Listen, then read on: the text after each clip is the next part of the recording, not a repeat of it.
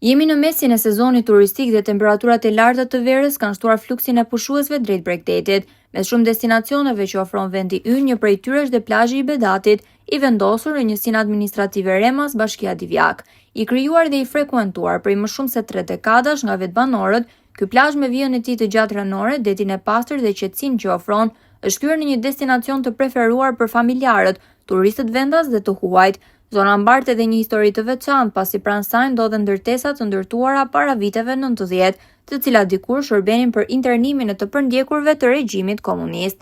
Sot në këtë plazh janë ngritur disa struktura shërbimi dhe çadra për pushuesit, ndërsa shumë të tjerë zgjedhin të kalojnë ditën me mjetet dhe pajisjet e tyre. Megjithatë, përtej bukurisë natyrore dhe pastërtisë që e karakterizon, një shqetësim mbetet i pazgjidhur. Mungesa e rojeve bregdetare dhe e masave të organizuara të sigurisë për pushuesit krijon pasiguri në një zonë që çdo ditë frekuentohet nga qindra vizitor. Edhe pse plazhi i Bedatit po fiton gjithnjë më shumë popularitet, ai ende nuk gëzon vëmendjen dhe promovimin që meriton nga institucionet përgjegjëse të turizmit.